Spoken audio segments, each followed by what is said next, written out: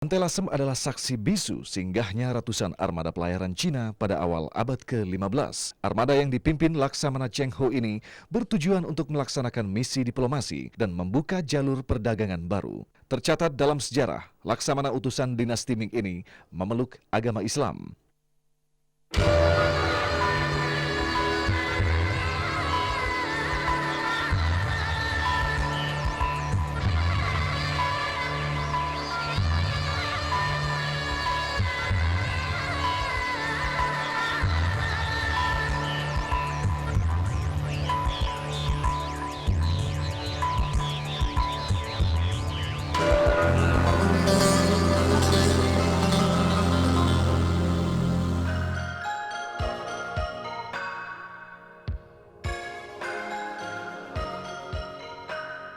Dalam pelayarannya melalui Semenanjung Hindia, armada pelayaran Cina yang dipimpin Laksamana Cheng Ho sempat singgah di Pantai Lasem. Walaupun hanya singgah tetapi tetap terjadi persentuhan budaya antara awak armada dengan penduduk setempat. Pada momentum itu pula, nilai-nilai Islam yang dianut sebagian awak kapal bersentuhan dengan nilai-nilai budaya setempat.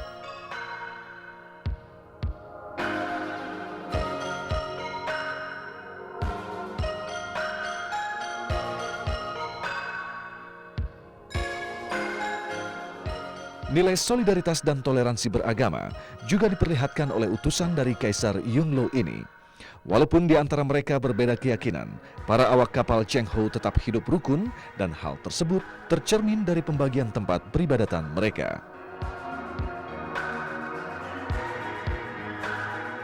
Selain itu, penelitian sejarah juga menemukan bahwa makam jurumudi kapal Cheng Ho yang bernama Dompu Awang dahulu digunakan bersamaan sebagai tempat menunaikan sholat bagi yang muslim, sekaligus sebagai tempat sembahyang umat Buddha. Akhirnya saat beberapa anak buah Cheng Ho menetap di Lasem, saat itulah akulturasi budaya pendatang dan penduduk asli berproses dan meninggalkan jejak-jejaknya hingga kini.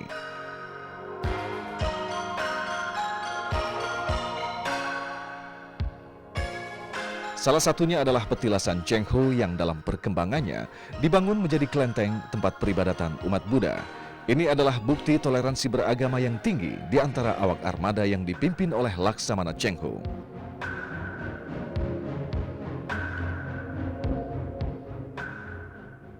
Beberapa waktu setelah kedatangan armada Cheng Ho, penyebaran Islam di Pulau Jawa dirintis oleh beberapa pemuka agama yang terkenal dengan sebutan Wali Songo.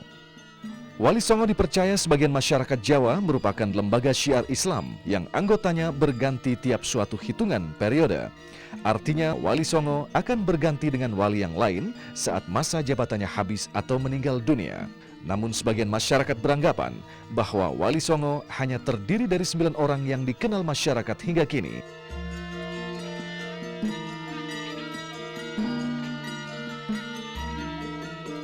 Terlepas dari interpretasi yang berbeda tersebut, para wali ini memang memiliki karisma yang besar di masyarakat Jawa. Beberapa tempat yang mereka lalui hingga kini masih dijadikan petilasan yang sering dikunjungi. Salah satunya adalah Goa Kreo. Goa Kreo terletak di wilayah Gunung Pati, Jawa Tengah, dan puluhan anak tangga harus dilalui untuk mencapai mulut goa ini.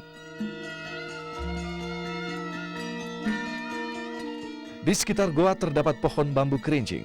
Menurut cerita masyarakat setempat, dahulu bambu ini digunakan Sunan Kalijaga sebagai tusuk sate kambing. Hingga kini aroma sate kambing seakan melekat pada pohon bambu kerincing.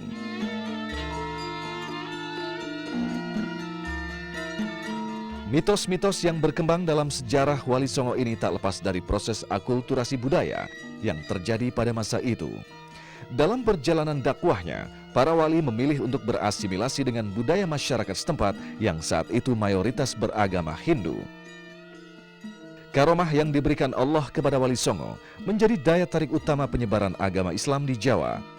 Akhirnya berkat cerita yang dikabarkan secara turun-temurun hingga kini, banyak petilasan dan tempat ziarah yang masih dijaga dan dianggap suci berkat kedatangan Wali Songo tersebut. Salah satunya adalah cerita tentang kera di Batu Tengger. Konon Sunan Kalijaga bertemu 4 kera di Batu Tengger yang ada di sekitar Goa Kreo. Keempat kera ini kemudian membantu Sunan Kalijaga mengalirkan kayu untuk membangun Masjid Agung Demak.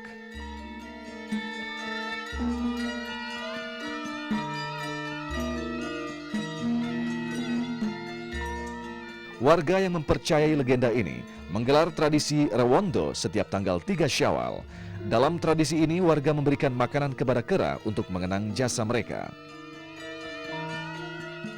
Kreo berasal dari kata mangreo yang artinya menunggu. Maknanya adalah kera-kera tersebut diperintahkan Sunan Kalijaga untuk menunggu goa.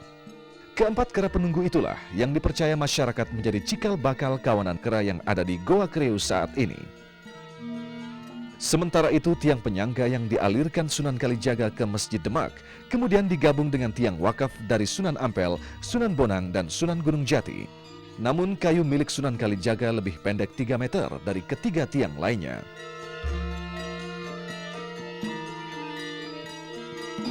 Sunan Kalijaga menyiasati kekurangan tersebut dengan menyatukan potongan kayu dan tiang penyangga menggunakan ijuk. Sosok guru kreasi Sunan Kalijaga ini kemudian dikenal dengan sebutan tiang tatal. Keempat sosok guru Masjid Agung Demak tersebut telah mencapai usia 600 tahun. Saat ini, bagian bawah tiang penyangga yang telah rapuh diganti dengan replikanya, sedangkan tiang penyangga asli dimuseumkan.